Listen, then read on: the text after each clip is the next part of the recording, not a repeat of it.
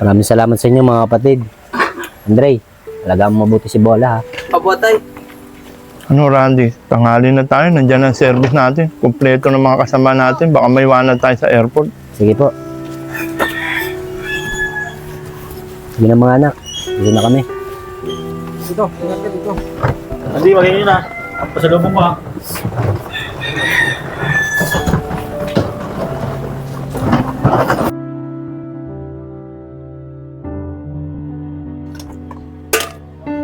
Tay! Tay! O bakit Bola? Nagugutom na po ako eh. Kagabi pa po tayo, hindi kumakain. Eh anak, di ba kumain naman tayo kagabi? Kaso, kape lang yung ulam natin. Saka wala pa tayo pambiling ulam. Ito naman kalakal ko. Hindi ko mamabenta. Kasi sarado pa yung dyan shop. Saka antay lang muna natin yung kuya mo. Baka parating na yun, baka may dala siyang pagkain. Kainis naman. Naunahan pa ako magtapon ng basura. Tatuloy akong kinita. O yan na pala yung kuya mo eh. Andre, nga pala, nakapagtapon ka ba ng basura? May kinita ka ba ngayon? Kasi itong kapatid mo, kanina pa nagugutom. Eh yung kalakal ko kasi, hindi ko pa naibebenta eh. Sarado kasi yung dyan shop. Eh, tay, naunahan niya ako sa basura. Kaya wala akong kinita ngayon. Ah, ganun ba anak? O sige, ganito na lang gawin mo. Pumunta ka sa kapatid ko, manghiram ka muna 100 para may pambili tayong pagkain. Saka sabihin mo sa kanya, babayaran ko na lang siya pag naibenta ko na yung kalakal ko. Sige po, tay. O sige, bilisan mo ah. Anak, antayin na lang natin yung kuya mo. Para pagdating niya, makakain na tayo. Tara na. Sarap. Uy, pinsan. Andiyan ba si Tio? Oh, bakit? Alam ko na yan. Kaya nyo hinahanap yung tatay ko. Ano, manghihiram naman kayo? Oo, pinsan. Pambili lang namin ng pagkain. Makoy, sino kausap mo? O Andre, nandiyan ka pala. Oh, tay, alam mo na. Manghihiram naman ng pera sa'yo. O Andre, manghiram naman kayo ng pera. Opo, Tio. Bibili lang po namin ng pagkain. Pero sabi ni tatay, babalik din daw agad pag nabenta yung kalakal. Eh, alam ko naman babalik ng tatay mo yun eh. Kaso, Andre, masanal ba kayo? Lagi pagka wala kayong pera, manghiram kayo sa akin. Eh, Tio, wala po kaming kinita ngayon eh. Kaya po mangyaram po kami sa inyo. Naku tay, huwag mong pahiramin yan. Masasanay lang yung mga yan. Tama ka, Makoy. Oy, Andre. Sige na, Andre. Doon ka po sa kapatid ko isa. Ako lang lagi nalapitan nyo dito. Sige na, may gagawin pa ako eh. Paano ba yan? Pinsan, doon ka manghiram sa kay tita. Tingnan natin kung pahiramin ka. O sige, pinsan.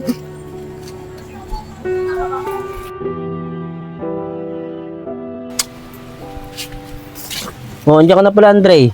Ano, nakahiram ka ba sa tito mo? Eh, tay, di ba ako pinahiram ni Tio eh. Kasi sabi niya, nasanay na daw tayo manghiram sa kanya. Kaya po ako hindi pinahiram. Ang bihira naman yung kapatid ko. Magbabayad naman tayo sa kanila. Kung ano pa sinasabi nila sa atin. Sige, ganito na lang gawin mo. Manghiram ka na lang sa isa ko pang kapatid. Sabi mo, pera muna tayo kahit 100 para may pangkain man lang tayo. Eh, tay, pumunta na rin po ako. Kung ano sinabi ni Tio, ayun din po sinabi ni tita. Tay! Nagugutom na po ako eh. Sakit na po ng tiyan ko. Eh anak, wala tayong magagawa eh. Eh yung kapatid mo, walang nahiram pera. O sige, ganito na lang. Alis na muna ako. Gagawa ko ng paraan para may makain tayo. Sige na, ikaw nang bahala sa kapatid mo. Tapos na rin yung ginagawa ko. Paring Gustin. Paring Gustin! Oh, Andy, at napunta ka dito, anong sadya mo sa akin? Eh paring Gustin, may manghiram sana ako sa'yo ng pera eh. Kahit 100 lang. Kasi yung anak ko, hindi pa kasi kumakain. Eh yung kalakal ko naman, hindi ko pa may benta. Kasi sarado pa mga dyan shop. Sige na paring Gustin, baka pwede, peramin mo muna kami. Ano, parang Randy, anong oras na? Mag-alauna na. Hindi pa kayo kumakain. Eh bakit yung mga kapatid mo, hindi mo subukan manghiram? Mga nakakaangat naman sa buhay yun. Eh paring Gustin, nanghiram na rin ako sa kanila eh. Eh siguro, nanawa na rin sila magpahiram sa akin. Kaya hindi na ako pinahiram. Pambihira naman pala yung mga kapatid mo. Hindi ka mapahiram ng pera. Baka hindi mo naman binabalik, parang Randy. Hindi paring Gustin, nabayaran ko naman sa kanila eh. Kaso, ayaw na talaga nila akong pahiramin. Ah, ganun ba? O sige, baka may pera pa ako dito. Alam ko, may pera pa ako dito. Kaso 50 na lang pala to, pare. Okay na ba to? Pwede na ba yan? Okay na to pre. Yaman mo pre.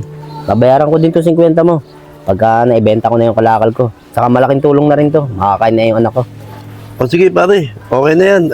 Bili mo na ng pagkain yung mga anak mo para makakain na kayo. O, sige pre, dito na ako. O sige, sige.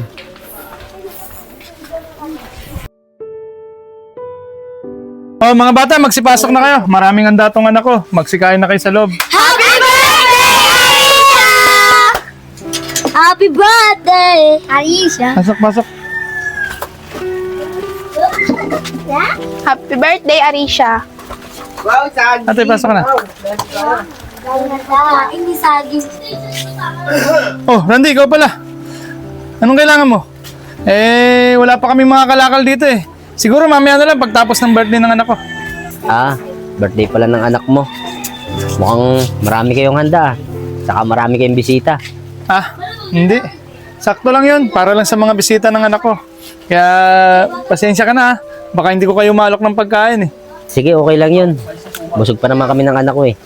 Saka babalik na lang kami pag may kalakal na kayo. Oh, sige. Bali, pagtapos ng birthday ng anak ko, yung mga pwede nyong kalakalin, itatapon ko doon sa basuran. Abangan nyo na lang ha. Sige, paano? Dito na kami. Oh, sige na. Tatay, di ba po sila Kuya Randy at Kuya Andre yun? Ang dami po natin ng dada na. Ba't di niyo po pinapasok? Naku anak, di sila nababagay dito. Ang dudumi nila eh. Mga basurero lang sila. Saka yung handa natin, para sa atin lang yun, sa mga kaibigan mo. Tatay naman eh. Mukhang masasayang lang yung pagkain. Sobrang dami nating handa. Mas mabuti nang masayang yun, kaysa pakain pa natin sa kanila. Sige na, asikasuhin mo na yung mga kaibigan mo dyan. Pasok na tayo. Sige po.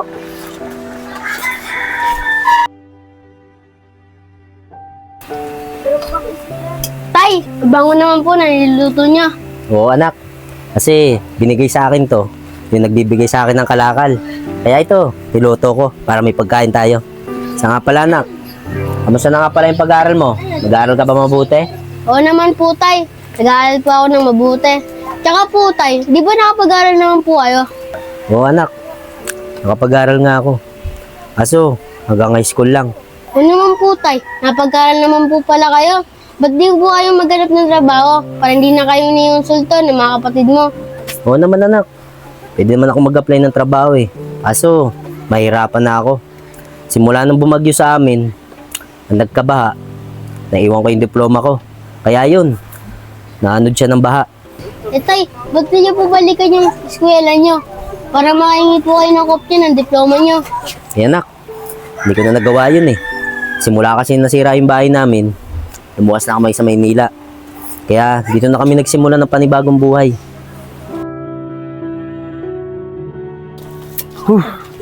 Oh, pare Randy, halika saglit dito. O parang Gustin, bakit? Pre, may nagalok sa akin ng trabaho. Kaso sa ibang bansa. O okay naman pala yung pre. Malaki ang sahod dun sa ibang bansa. O pumayag ka naman na doon ka magtatrabaho. Oo, pre, malaki sahod dun. Kaso, hindi na rin ako pumayag.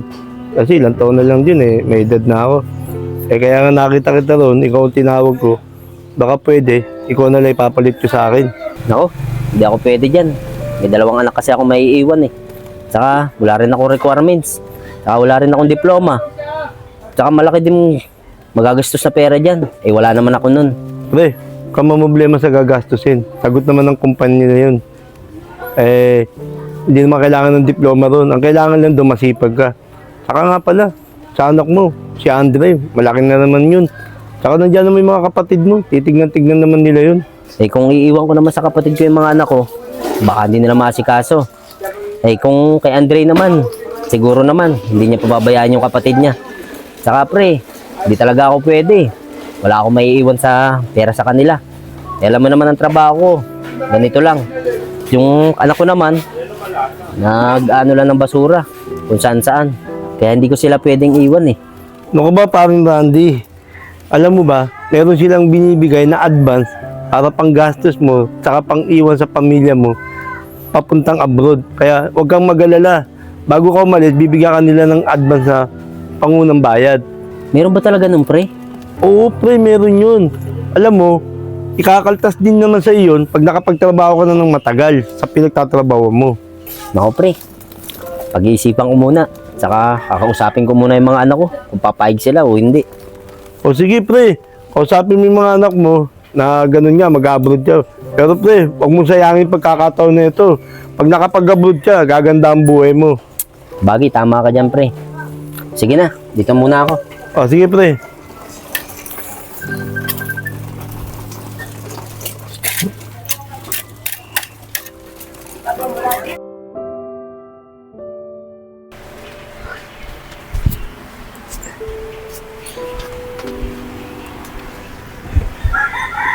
Tay, napapansin po namin ni Bola. Ang lalim ng iniisip mo.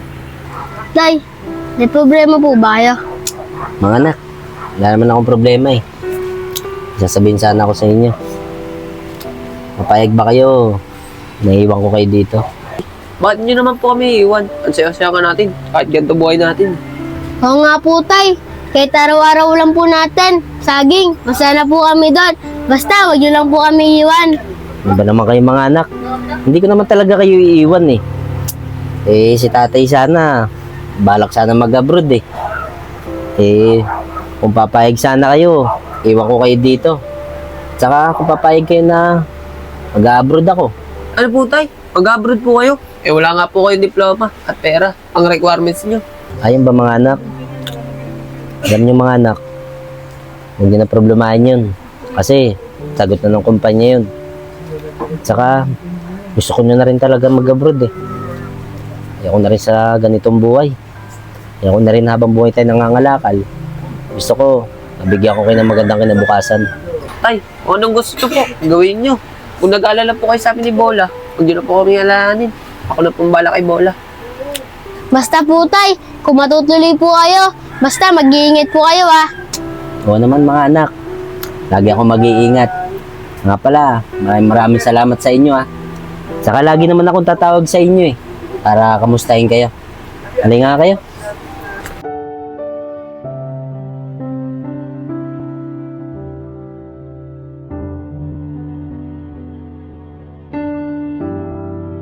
Bunso, mag-ingat ka nun ha. Saka huwag papagutom. Bunso, huwag mo kakalimutan ha. Pasalubong mo ha. Kaya nga tito, sapatos ha. Oo nga naman, Randy. Mag-iingat ka dun, ha? Tsaka kami nang bahala sa mga anak mo. Basta wag mo lang kakalimutan yung mga binili nila sa'yo, ha? Ito, ako rin ha. Sapatos, tsaka brief. Maraming salamat sa inyo mga kapatid. Andre, talagang mabuti si Bola ha. Apo, Tay. Ano Randy, tanghali na tayo, nandyan ang service natin. Kumpleto ng mga kasama natin, baka may iwanan tayo sa airport. Sige po. Sige na mga anak, dito na kami. Tito, ingat ka tito. Hindi, mag-ingat na. Pasalubong mo ha.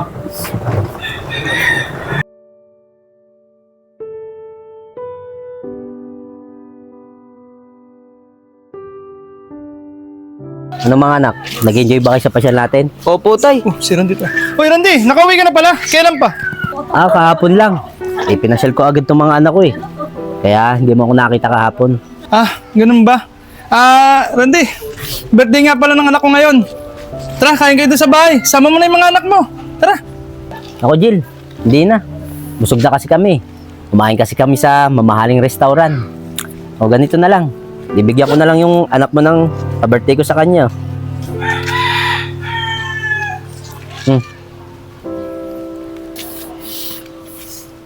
Ganun ba? Pero sige, tatanggapin ko to. Huwag kang mag-alala, makakarating sa anak ko to. Paano, Jill? Dito na kami. Tara na, mga anak. Sige. Tay, tignan mo yun. Yung dati, yung birthday ng anak niya, di tayo inaaya. Pero ngayon, nung nakaluwag-luwag na tayo, naaya tayo sa birthday ng anak niya. Ano ka ba, anak? Yan talaga mga tao. Kilala ka lang pag meron ka na. Tara na, hindi na sila intindihin. Oh, Randy! Uwi ka na pala. Dati sabi ka, para nasundo ka namin ni Isang. Oo nga naman, Randy. Hindi ka agad nagsabi para nasundo ka namin sa airport. Ano ba kayo? Hindi na naman kailangan na sunduin ako eh. Kaya nga pala, bakit nga pala kayo nandito? Anak mo yun, Randy. Siyempre, mahal ka namin. Kapatid ka namin eh. Siyempre, ikaw nasa abroad niya, alam nga kami sa'yo eh. Saka, Randy, alam mo na, yung para sa amin, yung sa pangkin mo, kay Makoy. Oo nga naman, Randy. Baka naman. Galing abroad eh. Yun ba? Sige, ibigyan ko kaya. Mga tisang, pasensya nyo na yan ha. 3,000 lang kasi yan eh. Ito naman sa'yo, kay Lando. Ano to, bunso? 3,000? Eh kulang to. Paano siya pamangkin mo si Makoy? Oo nga naman, Randy. 3,000 lang.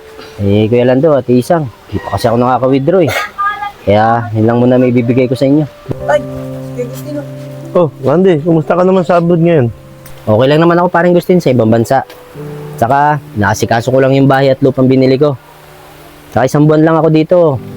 Alis din ako. Pupunta rin ako sa ibang bansa. Buti nga, dumating ka. Meron nga pala ako bibigay sa'yo. Sabi Randy, wag na.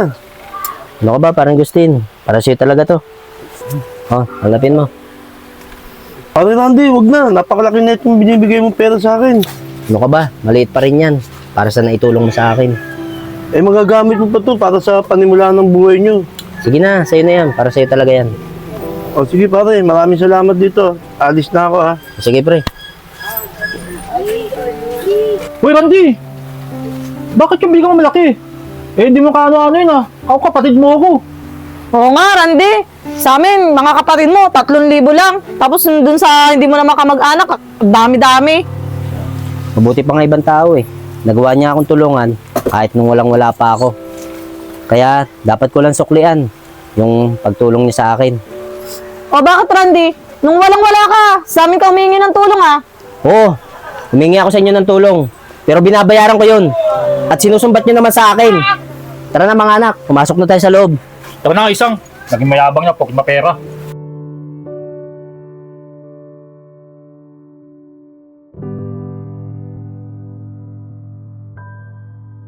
Mga anak, tigil mo nga muna niyo yung mga pag-cellphone ninyo. Tay, yun na po kami magsa-cellphone eh. Oo nga po, tay. Ngayon na kami nagka-cellphone. Alam ko naman yung mga anak eh. Ay may sasabihin lang ako sa inyo. Dahil huling tulog na natin sa bahay na ito. Para hindi na tayo magsiksikan dito. Saka alam nyo mga anak, lilipat na tayo sa bagong binili kong bahay. Doon, malaki yung bahay doon. Doon na tayo matutulog. Talaga po, tay. Oo mga anak. Tay, naawa lang po doon sa dalawang kapatid niyo. Ang lit-lit po ng binigay niyo. Pero doon kay Kuya Agustin, ang laki. Oo nga, tay. Tapos napayaan niyo pa sila. Alam ko naman yung mga anak eh. Kaya ako nagawa sa kanila yun para malaman nila yung pagkakamali nila. Saka huwag kayo mag-alala mga anak. Tutulungan ko pa naman sila eh. Saka yung na-withdraw ko, nakalaan talaga yun para kay paring Gustin. Kasi siya nagmalasakit sa akin at tumulong. Kaya nagkaganito yung buhay natin. Bait niyo po talaga, tay.